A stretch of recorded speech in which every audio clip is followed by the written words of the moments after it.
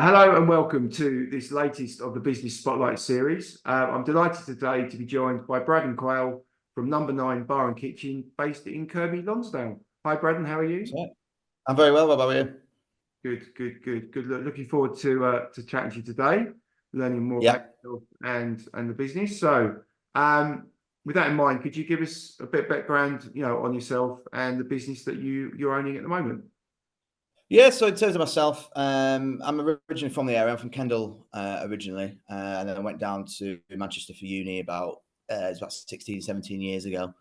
Then fell into working in nightclubs at the time, and then ended up dropping out of uni because I fell in love with the industry, and um, it kind of draws you in. And so I sort of started working in nightclubs about 15, 16 years ago. Just working as a bartender in a karaoke bar actually, which is interesting. Right. But yeah, and then just worked my way up through the industry, working for various companies in Manchester. Like I say, it was about 14 years, and then set up my own business in Manchester at the time, which was a little bar in the northern quarter there. And then in September 21, me and my partner Rachel, we had the opportunity to move back up to the area, which we were thinking about doing anyway. We came up here most of the time anyway. My family's still here, and we've got 2 dogs. But yeah, so we had the opportunity to come back up here and took Number 9 on. So when we took it over, I think the previous owners, they had it for about 4.5 years. Right. Before that, I think it was an underwear shop. And before that, I think it was a bookshop. So they sort of built it from the ground up. It was a new restaurant in Kirkby, which was battling on to make a name for itself, especially in Kirkby Lonsdale, where there's 9 restaurants and stuff. So it was a brand new opening, vying in there. And they decided to move on, so we took it on. Like I say, they laid a good foundation. It's they had sort of a tapas style menu. Very Asian influence, because I think Kirsty, who was the owner, she was comfortable making that food. And then we adopted that as well when we took it on. So we adopted the tapas style, so sharing plates. So quite a large menu. I think when we opened, we had about 26, 27 items on the menu. Right. And we moved up here thinking it was going to be just like Manchester, where we could recruit, where we could have the footfall immediately. Recruitment for us was tough. We actually couldn't find a chef, and we haven't been able to find a chef until just recently. So it was actually me and Rachel. Rachel very kindly took on board the mammoth of she's not a chef by trade.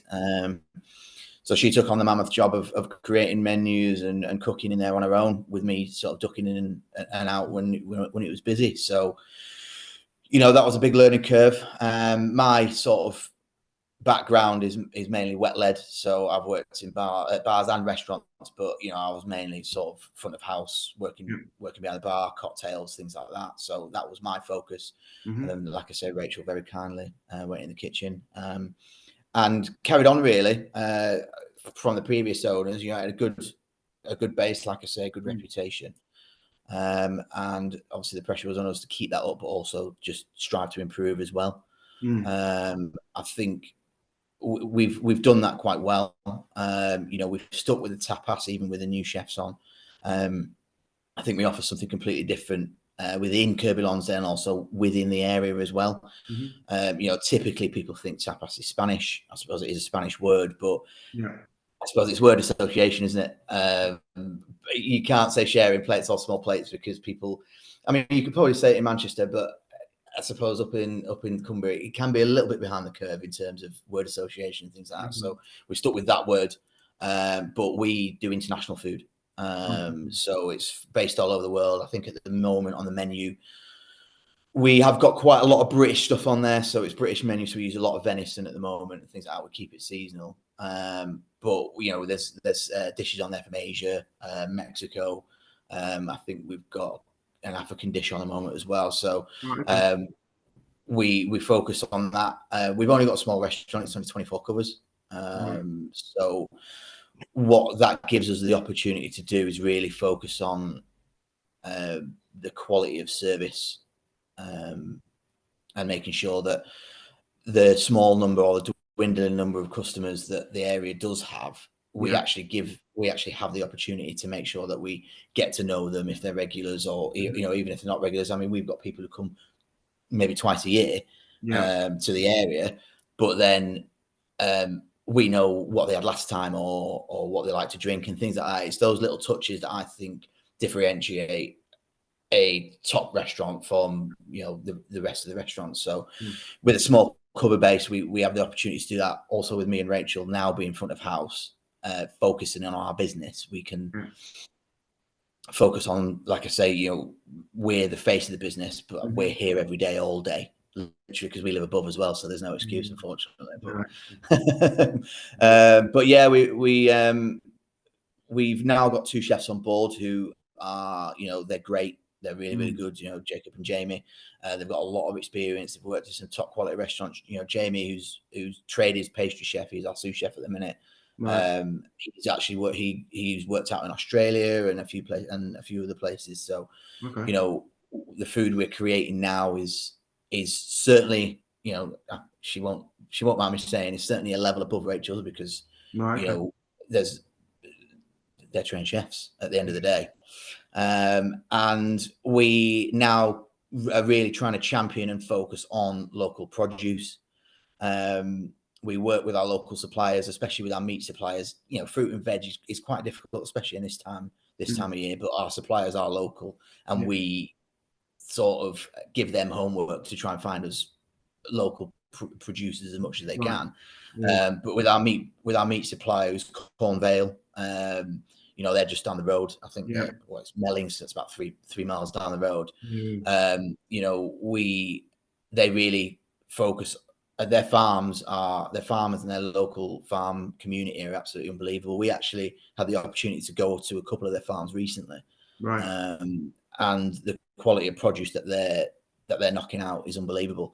For example, our beef travels no more than 20 miles, and that's from farm to slaughter to back to Cornvale and then to us. I think our lamb, it travels no more than 6 miles. So it's things like that. So we try and champion local produce, and incorporate that into everything that we do. Cool. And with that, so I could ask a couple of things you mentioned there. So going back to, obviously, you said you kind of left the university and moved into the hospitality sector because of, what was it about that you know? I think it was, I suppose I was in my early 20s, so I suppose that most of it was the social side of it, I guess. But no, I mean, I've always sort of been a people person. I was never really an academic. I did quite well in school and stuff, but I didn't really enjoy it. Again, it was all about the social side for me. And it was about sort of working in a team and also customer facing and meeting new people. And those little moments when you kind of make people's day or make people's night, or sometimes you can even make their year. It's those little things that you think to yourself, all right, I'm actually really enjoying this, and you get a little bit of a buzz off it. I suppose it's the busyness as well. I mean, I never sit down for too long. I'm always doing something. I'm always at 100 mile an hour. So it kind of married itself. My profession married itself to my personality, which is always something that everyone strives for or looks for, I guess. Of course. Okay, cool. And then obviously you got into, so you said you opened a bar down in Manchester, is that right? Yeah, so I opened my first bar. When was it now? 2018, I think. Right. So yeah, we opened that in Northern Quarter. That was tough. That was a big learning curve. I did everything from designing the bar, designing the interior. I laboured on the job every day with the one joiner that we had. My dad came down. We obviously had staff at the time as well. I've got I had a manager down there who worked with me in previous jobs and came all the way through. I've still got one of the businesses down in Manchester, which is just a small little wine bar, which I go down got sort of helicopter managed, but I've got Sam down there who's Okay. basically my right hand man down there, and he runs the day to day for me. So Right. I focus up here. So yeah, and then so I was able to sort of 3 years later, I was able to open a second place down in Manchester. I've sold the first one Right. post COVID, just to release funds. Really, I Okay. mean, a lot of places are closing and Mm. refinancing and stuff. So Yeah. Yeah. Obviously, it's been of times, I guess pre-COVID, and then obviously you opened this to a certain extent post-COVID. But at 21, it was still still remnants of it around, right? And it was yeah, definitely. I think we completed on this place. I think it was just after the last lockdown, wasn't it? I think that ended in yeah, April time-ish. that's right. And then it was literally we got in, got the keys redecorated, and reopened in September. So yeah, it was still there. I think all the outside dining had just finished. I think Yeah. you could do the 2 meter distancing and stuff. So Mm. yeah, and COVID's been a really long hangover. I think from Yeah. COVID, I think consumer Yeah. habits have definitely changed. I think people actually realise that they can sit at home a little bit more often and enjoy their time Yeah. a little bit more at home rather than actually having to go out to enjoy themselves. Sure. And the cost of living crisis that we were in last year, or sort of tail end of 21 Yeah. into 22, and that we're still feeling this year. Yeah. Sure. It's certainly been a struggle. Yeah. Yeah. It's a tough time at the moment in terms of the disposable income of obviously the consumer has dropped significantly, right? And obviously that's Yeah, I mean, Kirkby Lonsdale is it is an affluent area. I think the average house price is 400,000. It's not. It's yeah, it's not a. It's not and it's a small community. It does feed a lot of sort of satellite villages and things like that around the area. But we used to have regulars who used to come in 2, 3, 4 times a week, and we were lucky.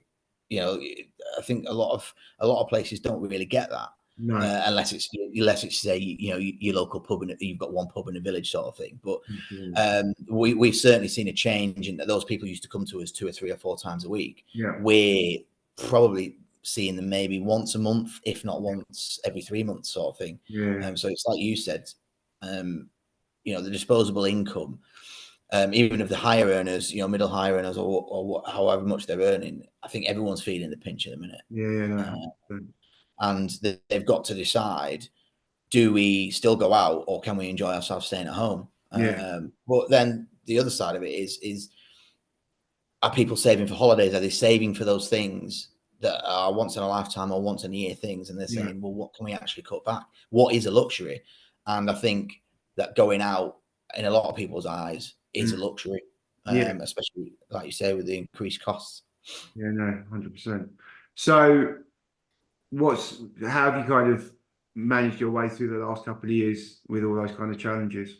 I think I touched on it before. I think really being able to focus on the front of house and making sure when people do have that time or the money to come out and actually have an experience, we give them that experience that they're looking for. So it's really making sure that you're touching every table, things that, and I know it sounds easy, or I know it sounds like the basics, but touching those tables, making sure you're having a conversation with people. Yeah, I make a big emphasis on making sure that everyone says bye to every customer that goes, and enjoy your evening and stuff like that. It's those little touches that hopefully will make people think, if we are going to go out, let's go back there. yeah, But I think like I touched on before, championing things like local produce, which yeah, I think was a good thing that came out of COVID, is that people, sort of that local, that shop local thing. We do a good job of making sure that our produce is as local as it can be, yeah, and shout about it, and make sure people are aware that the food that they're eating, they probably drove past on the way in. yeah, That idea doesn't suit everybody, but things like that. It has made us work that little bit harder, working with our suppliers, not just food suppliers, but drink suppliers. People aren't buying 40, 50 quid bottles of wine anymore, or very no, rarely are. but being able to get that entry level wine, for example, at a reasonable price that we can reflect to the customer, but also have that flavour as well. So it's really, I mean, I always say it's a really tough job, but I suppose tasting loads of wine isn't that tough. But you know, making sure that we are expanding our reach. We're not just sticking to Italian Pinot Grigios. We're not just sticking to, you know, Australian Chardonnays, New Zealand Sauvignons, and things like that. You know, looking at other regions. You know, we're starting to get some Chinese wines in, which are a point of difference, which again is something to get people in. But you know, they're really doing some unique wines and stuff like that, and the price and the flavor profiles are matching those of the 40, 50, 60 quid bottles of wine. But we're being able to charge maybe 25 to 30, and also people have been able to experience something a bit different. You know, looking at Bulgarian wines, Romanian wines, and things like that. You know, these countries have been producing wines for longer than a lot of other countries are. But they were decimated, for example, by the Soviet Union, who ripped up all the vines to grow crops. But now they're going back into what they actually did centuries ago. And they're knocking out some amazing produce. So it's like I say, it's trying to. We have to work a little bit harder to make sure that the customer is still getting quality produce for a reasonable price. You know, other ways of navigating it is taking a hit on your GPs and things like that. You know, you have to, the rising cost of everything, and it's not just produce. You know, my waste removal, for example, has gone up by nearly 12% in the last 2 years. You know, it's how far can we go without, how far can we stretch ourselves without putting that on the customer? You know, it's tough. You know, you look at the retail sector, you know, look at supermarkets earlier this year, all that they were doing was pushing the cost onto the customer because it's a necessity. Things like milk, bread, etc., they're a necessity. And the supermarkets knew that, I think. Well, obviously they knew that, and they could push that, whereas we can't, because like I said, I think our sector is seen, or hospitality, going out for drinks, food, whatever it might be, is seen now as potentially a luxury rather than a necessity. So yeah, it's that fine line. You know, it's very easy to say, oh, we'll just put deals on, you know, and we do. We do discounts and deals and offers and promotions and stuff. You know, at the moment, like for example, on Thursday, we do 50% off every bottle of wine, and that includes, you know, your 60, 70 pound bottles of wine. So you can get that, come in, try it. 30 quid or whatever it is. You know, we do that. We do a happy hour, which is 2 for 1 cocktails in January, which is always a tough time in the sector, especially in this area, with it being seasonal. We do 50% off food every day, all month. So it's things like that. It's what's going to get the people that used to come to us more regularly off their bums and come and see us, really. So I think you're right. It's those, you have to, like you say, you have to strategize the time of year, the seasonality, what people are needing at that point in time. And as you say, the fact you mentioned earlier that it has become a bit more seasonal than it used to be means that obviously you clearly need to reflect that in the way you get people in. And it's reacting on things like labour and stuff like that. Like, you know, in our first Christmas here, also our first December, I should say, you know, it was busy. You know, the restaurant was full every night. You know, we filled the restaurant once, sort of Tuesday, Wednesday, Thursday, and then we're returning tables 2 or 3 times on over the weekend. But you know, last year that dwindled, and this year is certainly a lot different. So you know, and you've got to say to yourself, well, what are the factors? Are we doing something wrong? And you always have that in the back of your head. It's like, right, what have we done differently? What have we got worse at this year that was compared to last year? But you know, I think, like we said before, people are certainly a lot more cleverer with their money, and they have to be. But you know, Tim Farron, you know, the local MP, he bangs the drum about this a lot of the time. I think the reason why a lot of the places like Kirkby and things like that are becoming more seasonal is the second homes and the holiday homes. You know, it's an epidemic it's really hitting hard in the Lake District. You know, me and Rach took the dogs for a walk last night, and we counted on one road. There was, on the one road, there's 20 houses, and 7 of them were holiday homes, but they were all empty. Yeah, well, yeah. So not only are these, not only are 40% of these homes holiday homes and seasonal, but they're empty. So it's just like, okay, so there's less people, but what do we do? Yeah. Do we have to put the prices up? Do we have to look at this? Do we, but the small number of people that are here, what can we do to get those in? And it's always we sit down weekly and just say, right, what can we do? What's different? What can we do to get people in? We're redoing our menus every 6 weeks, Right. Okay. just to keep fresh. Yeah. Obviously it lends itself to the type of menu that we have, and also because we want to stay seasonal as possible. But in the back of your head, you're always thinking, right, okay, we need to do a new menu now. Menu now. It's people have been maybe once or twice, so let's get a new menu on. So they go, oh no, we've not been there for a while, and they've changed the menu. Let's go and have a look at it. So, like I touched on it before, it's making sure that we do have to work that a little bit harder, just to push ourselves to the front of everyone's minds. Especially with the competition. And I'm sure that everyone's feeling the same. Yeah, no, yeah, absolutely. I think hospitality is a challenge at the moment across the board, and in whatever sector you're in. It's it's trying to, and then you've just got to be, like you say, you've got to focus on what you can control, and obviously clearly product quality, service, the two things that you can have a huge impact on. It's fully in your control, and making sure that the experience is as great as it can be, so the value comes through rather than just the cost and the price. So but yeah, a real challenge. So as you sit here today, kind of what does the future look like for you? What are your plans? Over the next maybe 12 to 24 months? Well, yeah, in the immediate future, we're just starting slowly refurbing the kitchen. The kitchen was from the previous owners we inherited, and we've not really touched it too much. No. So obviously with the new chefs on board, we want to make sure that they've got the tools of the trade to make sure that they can bang out the quality of produce that they need to. So we're going to slowly start doing that. We actually just refurbed the restaurant just recently over the last couple of months, just to keep us fresh.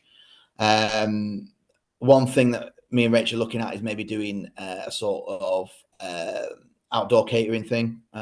So doing festivals and things like that, actually bringing our food to the people rather than the other way around.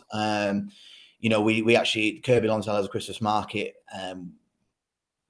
which they just do over a weekend, which we did this year for the first time, and it went really, really well, and the feedback was great. And it's kind of sort of a little taste about working out the logistics for that.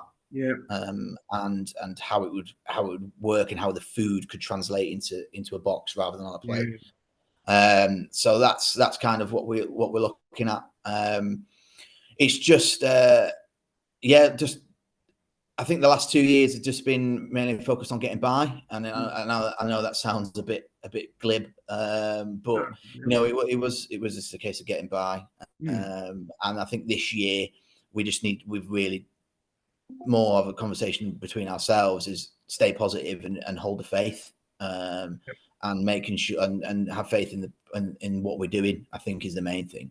We're trying to get in the good food guide this year. Once we've done the kitchen for the lads in there, they really want to start pushing for potentially getting a couple of a rosette or two. They've got confidence in their food, and so have we. So we might have a look at sort of what that entails and what we need to hit to get that. So good. It's things like that. We're just focusing. I think looking at 24 months or something like that is a bit far ahead at the moment. But certainly in the next 12 months, it's really it's reinvesting in the building, making sure that what we do already is at a level, and we just want to make sure that we push ourselves as much as we can, within the restraints, whether it be financial or the size of the building that we have. We've got a great outdoor area here, which doubles our capacity in the summer. So we'll probably focus on that as well. And I think leading into the winter, we're actually going to winterize it as well. So get it canopied, get some fires and chimneys out there for next winter, and just maximize what we have. Perfect. Well, it sounds like you've got some good ideas and thoughts and plans, and as you say, balancing the two. Investing it a little bit into the future as well, because you would hope that whilst it is tough at the moment, things will get better over the next couple of years. And yeah, and it's like I said, it's we had to have a sit down conversation ourselves. I think it was even last night where we were just like, what are we doing wrong or stuff like that. But then you have to kind of snap out of it and go, no, hang on a minute. What we are doing is right. Yeah. We just need to hold the faith and like you say, hope that it does get better. And I'm sure it will. I'm positive it will. This sector has bounced back time and time again. Yeah. And the people who survive it are the people who do things right. And you just got to make sure that every person that comes in through that door feels special. They have a great time when they're here, and they go away talking about you to other people, and they come back. Yeah, 100%. Yeah. It's an absolute live or die by your customers' reviews, right? And especially in any business, but in hospitality especially, it's that.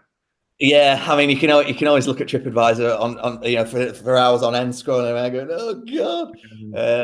But I don't read too much into TripAdvisor. It's a nice little sort of pat on the back, but I think 9 times out of 10, I think it's just a platform for people to have a whinge. But I think like say when you sit down at the end of every shift, every service, and I'm sure you review what you've done well, and maybe you can do a little bit better at, and ultimately that's always that you know where you've gone right or wrong in certain situations, don't you? Do you know what I mean? Yeah, you always know, and I say always, 9 times out of 10, you do know when that customer leaves the building or when you sit down afterwards. You always think to yourself, it's going to be a bad one, that, or that email's coming. Do you know what I mean? And we're only human. We're not to the point where AI is taking over our jobs yet. No. But yeah, it's like I say, it's always really easy to dwell on the negative. But I always say to my guys, it's a game of percentages. You get more complaints in the summer because we're busier. And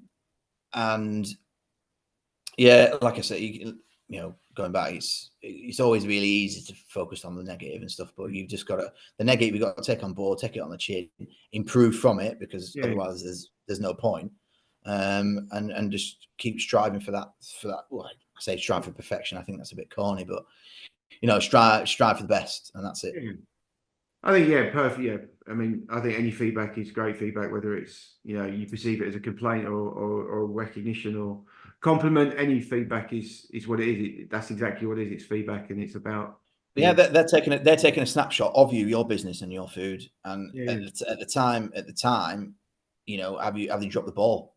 As something gone wrong? And you've got to take it back on board. And like you say, you've got to take all feedback on.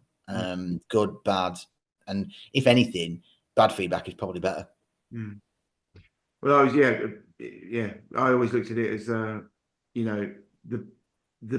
negative or the bad experience is the opportunity to really win a customer back and win a customer back. 100%, and luckily we got that, and it was actually through TripAdvisor. I know I was just slating the people that go on there, but we had on there a guy who came in the summer, didn't enjoy the food, put a TripAdvisor on there, didn't enjoy it, and then he came back, I think it was last week or the week before, and he said, we gave it another opportunity, came back, and they fixed absolutely everything that was wrong. Brilliant. Yeah, well, fantastic. Well, yeah, she's great. So you're doing the right things then. Cool. Okay, so kind of talking about the business in a bit more generality, what kind of would you say have you been your biggest learning since being a business owner? I think the biggest learning thing is don't be afraid to ask for help. I think in the first sort of couple of years, it was my business, it's my money, it's blah blah blah. It's that sort of, I don't know, take ego out of it, and always if there's help offered, or don't be afraid to ask for it. Like I said, my missus came on board with us 2 years ago to take this place on. And it was just me running 3 businesses on my own. Obviously I had Sam and I had Rachel doing the operational side of it, but and now Rachel takes on a lot of my responsibilities in terms of, the back of house things and things like that. And it's just making sure that you've got that support structure around you, and surrounding yourself with decent people. Yeah. And like I say, asking for help, never be afraid to ask for it. And if you're in the weeds, ask, because otherwise it's only going to get worse. Trust me. You're just going to get yourself into a hole, and it's just going to be spiraling, and that's it. Yeah. No, 100%. Cool. Yeah, that's the biggest one for sure. Yeah. Okay. Good. Yeah, some great advice there. I guess at the moment, or not guess, but what's inspired you in the past, or what's inspiring you currently? I suppose inspiration, I don't know. I mean, previous people I've worked with have inspired me before, sort of, but in different ways. So, I've been inspired by our previous manager to how to manage people properly. Yeah. I've been inspired by another manager who's actually in the same place. It was the two managers. They were really good actually together when I worked. This is my first sort of nightclub job, and he always strove for perfection. He was just like, nothing is ever right. He was just like, always, okay, we did that well, but what can we do better next time? Okay. So yeah, I mean, I've been inspired by a lot of people I've worked with before through different stages of my career. Like I say, those guys were, they laid the foundation, and then people beyond that really added on to it as well. So it's like building a house at the end of the day. The first one was making sure customer focusing, and then it was looking at the back, then it was looking at the back end of the business. Yeah. And then it was looking at, what can we do in this little bit to tweak this. So there's been a lot of personal inspirations that I've had contact with, which is great. But things that inspire me is actually just going out and having really good meals. Yeah. Me and Rachel have been looking. Well, both our birthdays have been recently, and we've been to two absolutely fantastic restaurants. We went to the Black Bull in Sedbergh, and the food absolutely blew my mind. Right. And then we went to Bangkok 7 in Kendal, which it's two different complete ends of the spectrum. One's Thai and one's sort of modern British. Oh no, I think the chef actually from the Black Bull she's half German, half Japanese, I think. Right. So that was a nice meld. And then the other place is Thai. So it's that little sparks of inspiration, I think, and it's not just one big light bulb moment. You get those little snippets, those little sort of light bulb moments, which you think, okay, yeah, strive you on, and things like that. But I mean, inspiration for your future. I mean, it's difficult. It's difficult to say, really. I mean, you look at people who have fallen down and picked themselves up and cracked on. Yeah. So yeah, I mean, inspiration for the future is like I say, just keep faith in what you're doing and what we're doing, and it will pay off. Yeah, no, definitely. Great. And I suppose you mentioned a little bit, the last question about team and stuff. When we're looking to bring team members on, you obviously talked about it's been quite tough finding chefs and stuff like that. I mean, obviously, I guess technically as a chef, you're looking for obviously a high skill set because they're clearly an integral part of that. But what else is important when you're looking at maybe bringing in front of house or I think anyone front of house or anything is they've got to have the right attitude, really. I mean, 90% of the battle with staff is having the right attitude. It's not age, it's not necessarily ability, because you can teach anybody to do anything as long as they have the work ethic and they're polite and things like that. It's just those little things, are they polite? Do they have the good work ethic? Do they pick things up quite quickly? And like I say, it's not determined by age or ability, or what they know and experience and things like that. As hospitality operators and owners, the onus is on us to make sure that anyone that you bring on board is up to your standards, and that's fine. But as long as they have the willingness to learn and they have a passion for it, which I think is really lacking for the hospitality sector at the moment. I still think that there's still that stigma where hospitality isn't seen as a career. I think we're moving away from it. You've got places like Kendal College down the road, which are doing a fantastic job of that. Lancaster and Morecambe College, not too far behind as well. So it's all about passion and work ethic, in my opinion, definitely. Cool. Great. Okay. And finally, obviously you're based in Kirkby Lonsdale. If people want to find out a bit more about, the restaurant and obviously look to come and visit you, where can they find out more information? Yeah, so our website's probably the best place for it. I mean, all our menus are on there. You book through there. So, that's www.number9kirkby.co.uk.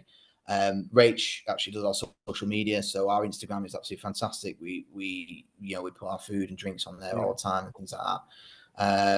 So yeah, just our socials and websites are definitely the best one, but I suppose the best thing to do is come and try us. Absolutely. 100%. Brilliant. Well, I appreciate your time today, Braddan. It's been fascinating to hear your story, and I wish you all the best. Well done for navigating the last couple of years, and wish you all the best. Yeah, no, I appreciate that. It's been great to chat to you, definitely. All right, great. Cheers. Take Cheers, care. Rob.